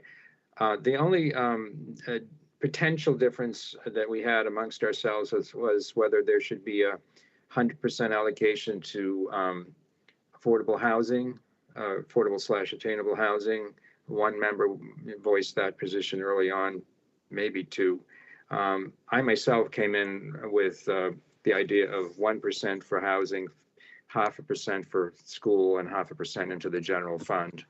But when I saw the number of 1.6 and versus million coming in and 750 going out to the schools, I thought, hey, well, let's just take the whole 1%. So, and that was as well. No one really wanted to put it into the general fund generally, but there was no discussion of a sunset. But it's an idea that could very well, be added on to this at town meeting on the floor. All right, I appreciate that. Thank you, Alex. Have you found your email? And you're muted. Thank you. Yes, I found my email, and I sent this to after the board voted. So, I was looking for, what the receipts reserved for appropriation account. He said, yes, special revenue funds must be authorized by statute in order to designate revenues, such as these room occupancy taxes, to dedicated accounts other than the general fund. So I agree that a special act would be necessary to establish special revenue funds for the purposes of attainable housing and to support the Chatham Elementary School. And now I'm looking right now to at the receipts reserved for appropriation accounts and how you can undo it if necessary. And Okay. that's going to take a couple of minutes. Sorry. No worries. So Joanne, is that satisfy? I understand it, but it doesn't satisfy me, Mr. Chairman. I still think this town has the capability of raising the tax and then deciding and letting it go into free cash. And then according to our circumstances and what we need, then the town meeting members voting to decide where this money should go. I really hate to see us get bound up with sending another request to the state legislature, which means until we get their reply back, we can't do anything with the money, right? And I don't think that leaves us not flexible as a town. So that's all. I'm going to vote for the increase in the room tax because I think it's fair and that it puts us in a competitive position with the towns around us. But I don't believe in waiting the legislature telling us, approving how we can spend our taxpayers' money. No. Understood. I think as I heard what Alex said, it was what needs to be approved by the general court is our willingness or desire to establish special revenue funds. Right. Not necessarily raise the tax or allocate it, but the actual formal creation of the funds themselves requires the act. But I agree that we can grow old waiting for the general court to act on some of these things. Have we had, Mr. Chairman, have we had to, I guess through you to Alex, have we had to go to the legislature when we've created special revenue funds in the past? Certain funds, no, because there's been statutes for them, such as, the COVID relief fund, et cetera. Most of our funds have been established or long-term established. These are receipts reserved for appropriation accounts. So this is something different that we have not done in the past. Okay. The Waterways Improvement Fund has been that is by statute. So that's there. And again, I think that we could discontinue the funds going into the receipts reserved for appropriation account by a vote of town meeting. And just to Joanne's point on the timing is that this would be prospective, so it would come after the tax does not take effect until January 1st, 2023 anyway. So that gives the legislature, some time to approve this if they so are inclined.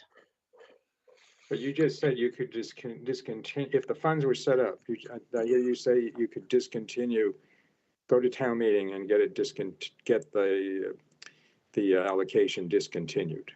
I believe it could be discontinued by a vote of town meeting. And this is, the land bank was a receipts reserved for appropriation account that the towns had accepted and Chatham had, and that sunsetted. However, the funds that are in there remain in that account for that purpose. All right, Andy, you have patiently had your hand up. Yeah, I just wanted to make the tiresome point that not too long ago, we voted down this article with just going into free cash. I mean, we really do want this to be used for some specific purposes.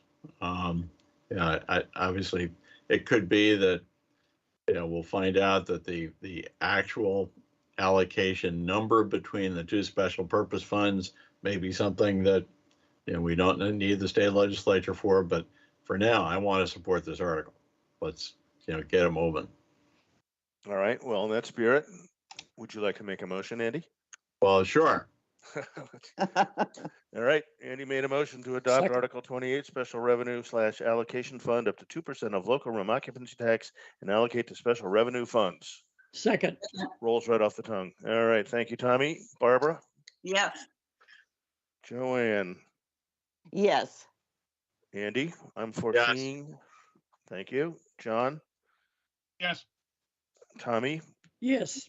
Chair is in favor. All right. We seem to be of one mind today. It's either all in or all out. Mr. Chairman, it's Dean. I'm going to have to sign off at the moment. So I think you have one item left, which I think We do, yes, sir. I appreciate your joining us as ever, Dean. Thank you very much, and thanks for your various inputs. Always enjoy it here. Thank you. Thank you. Bye-bye.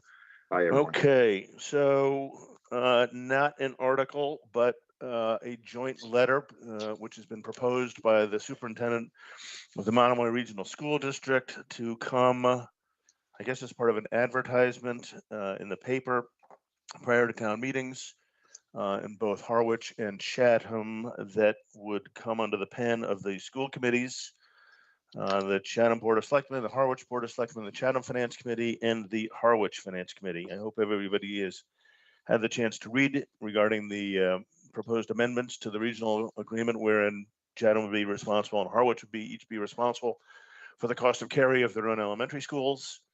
What do people think?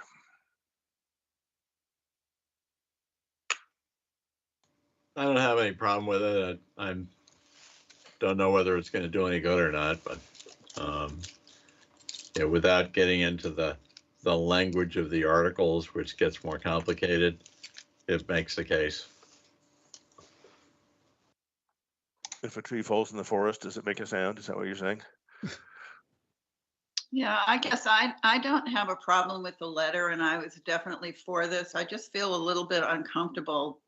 Where is it going to go, in a newspaper or, advertisement? I just feel a little uncomfortable about that.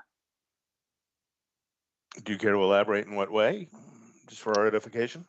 Well, we go to town meeting and the select board champions it and the finance committee champions it, and then our town citizens talk about it and they decide what they'd like to do. So I guess I don't want to be overly influential as to that discussion.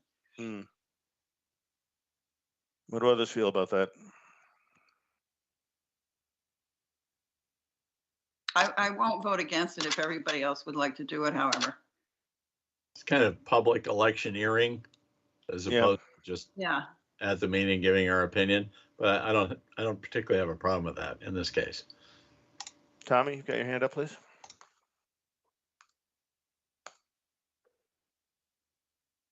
Tommy, can you hear me? Very good. That's the Who, wasn't it? Yes, it was. Our brief musical interlude. Tommy, you with us? I saw your hand go up. How's that now? Is Oh, that there we better? go. Thank you. Just to answer Barbara, what is the alternative if you don't vote for this?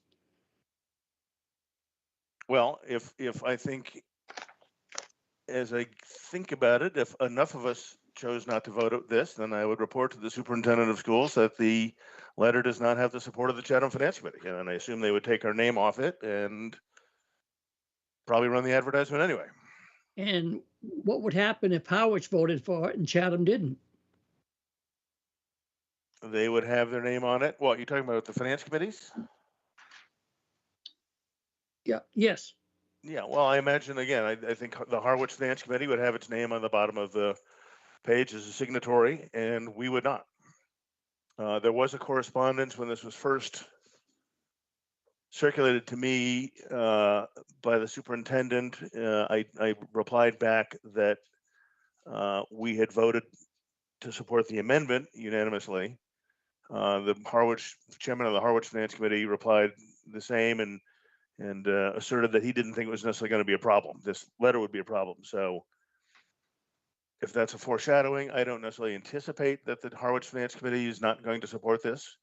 But I guess to answer your question, their name would be there and ours would not, Tommy. I guess I didn't express myself correctly. Barbara's point was we could all vote for this and the town could turn it down. So what happens if Chatham turns it down at town meeting and Howard's town meeting? Oh, I'm sorry. Lose it. Alex, can you speak to that, please?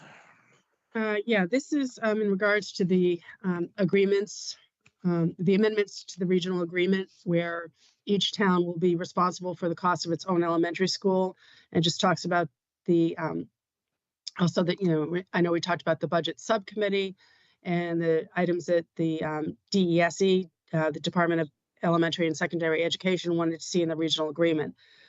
So both towns have to pass the amendments to the regional agreement in order to have it pass. So I think if it doesn't pass, I don't know if, there's that sort of big town meeting or not, but then what will happen is that the assessment to each town as it is right now remains the same. So Harwich will be paying 75% of all the costs, and Chatham will be paying about 25% of all the costs, which is the fiscal inequity that the superintendent had discussed when he presented to you. Thank you. Joanne, please. Yes, thanks, Mr. Chairman. I'm very much in favor of Chatham running its own elementary school, so I'm going to sign on to this. I'm in favor of it. Okay, thank you. Any other observations or perspectives? If not, I will take a motion to adopt the proposed letter to come under the pen of the 5 entities previously mentioned for the purposes of, Andy put it, a political advertisement. So moved. Okay, thank you. Second. Is there a second, please? Second. All right, thank you, John. Barbara? Okay. There's unbridled enthusiasm. Joanne? Yes. Okay, Andy? Yes. John? Yes. Tommy? You may be muted, Tommy. Don't make me sing again. Yes. Thank you. And I'm in favor. So another 6-0. So there are, if memory serves my conversation with Alex yesterday, we have a couple of other articles to look after prospectively. One is the relocation of the fishermen's gear storage area. There's the one about camping on conservation land, and maybe another one or two prospectively. The select board is not, again, Alex, correct me if I'm wrong, the select board has not taken action yet on definitive action on either of those two. And then we have a certain amount of minutes that Ann has been dutifully taking for us. My thought was that depending on when the select board acts, and that maybe we just have one quick meeting to do minutes and those two articles. We could also conceivably do it at town meeting, but I am being advised that I'm not going to be able to attend town meeting indoors. So I would probably favor having one last meeting to just clear the decks of everything sometime between now and then. Really just FYI. Alex, any observations? Nope, I think we have, we don't expect to have anything for Article 13 and 14, which are the collective bargaining agreements, Collins Center. So those are two. We might have something, but I'm not sure at this time. We will probably have some number on the fisherman's storage area. And we have the land acquisition for the 776 Main Street and 70 Depot Road to take by eminent domain. And the tent camping. And I believe the select board is hearing the tent camping next week. So that gives us either, the first week in May would probably be the best week rather than next week. I'm not sure what the committee's schedule is. Well, I will poll the crowd. I know I need to be in Boston for several days that week of the 3rd. Right, so maybe next week might be better. So I will look at my calendar. I know, yeah, I've got a couple of days of appointments up there. Yeah, and I've got a Red Sox game that week. You're gonna have more fun than I am. All right, so I will poll the crowd about prospective dates and more to come. So with that, I'll take a motion to adjourn our meeting. So With moved. 3 minutes to go. Second. Barbara, Yes. Joanne, Yes. Andy, Yes. John, Yes. Tommy, Yes. thank you, and I'm in favor. So a complete run. We're either 6-0 or we're 0-6.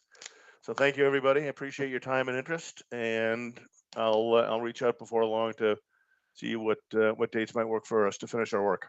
But thank you for everything. Thank you. Thank you, Alex.